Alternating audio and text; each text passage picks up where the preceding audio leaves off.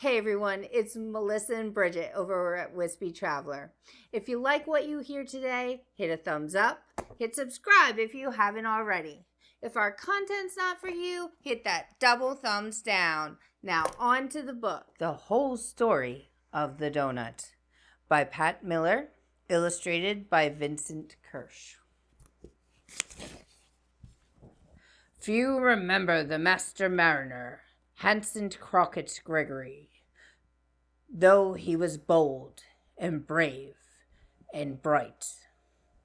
But the pastry he invented more than 166 years ago is eaten daily by doughnut lovers everywhere.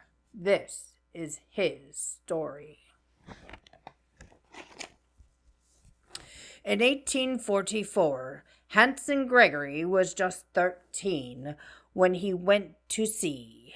He left the family farm to become a cabin boy on the schooner the Isaac Acorn out of Rockport, Maine. Hansen quickly rose to the cook's assistant. Then he went to work high in the riggings. He ran up the ratlines barefoot, as high as 8 stories, to furl and release the sails.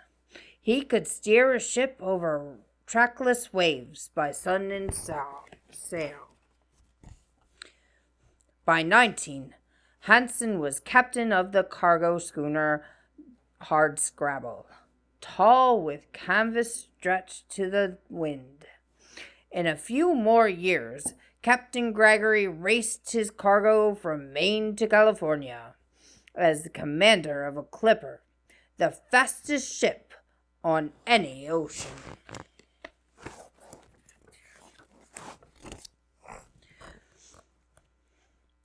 On one voyage, he asked the ship and the crew to rescue 7 Spanish sailors from a certain death in a frigid sea. When the news reached Spain, Queen Isabella II awarded Captain Gregory a Medal of Heroism. But what about the pastry? For that, we have to go back to June 22nd, 1847. The crew of the Ivanhoe had worked up a mighty appetite through the night.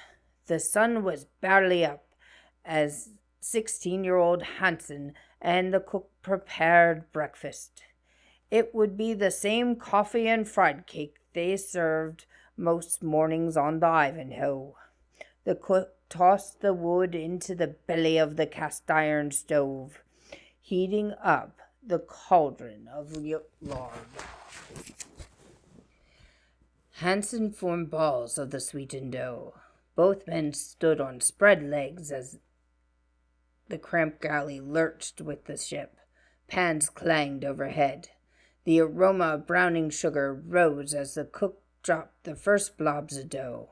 The iron railing on the stovetop kept the pots in place as the Ivanhoe bucked and plunged.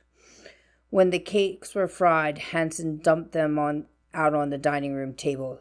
They were sweet and crisp, at least around the edges. The raw centers, heavy with grease, made them drop like cannonballs in the sailor's stomach. The sailors called them sinkers. The teenage Hansen shared his invention with his mother. She cooked up a large batch to sell in friends' stores and on the docks to hungry sailors. Ship's cooks now served holy cakes. That's how Hansen's invention spread around the world and down the years and right into your stomach. But sailors liked their stories bold. Not satisfied with the pastry's humble origins, they spun legends worthy of such delicious treats. One told how the Captain Gregory wrestled the wheel as the sea became a monster. The first mate brought sinkers to keep the captain's strength. Just as the captain garbled one, the waves crashed over his head. Captain Gregory spread that sinker over the wheel's spoke. he invented the doughnut while he saved the ship. Another legend tells how wild waves grabbed 5 sailors and pulled them overboard right after breakfast. With bellies filled of oily pastries, they sank like stones. Captain Gregory shouted, "Never again!" He used a wooden belaying pin to punch holes in every cake, so they resembled the ship's life ring.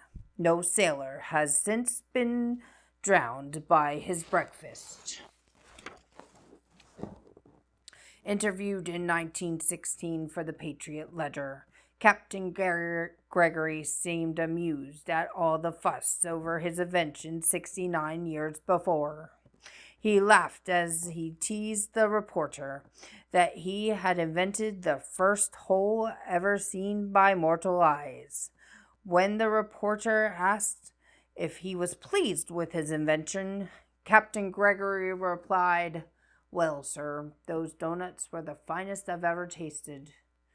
No more indigestion, no more sinkers, just well done fried dough." At 89, Captain Gregory died at the Sailors' Snug Harbor, a home for sailors near Quincy, Massachusetts. He was buried overlooking the sea, where the stormy weather can be spotted as readily as it once was off the quarterdeck of the Hardscrabble. Whether you prefer chocolate or sprinkled, glazed or filled, raise your next tasty doughnut to the Master Mariner from Maine. I hope you enjoyed the whole story of the doughnut. Check back again for more songs and stories. We'll see you again in our next video.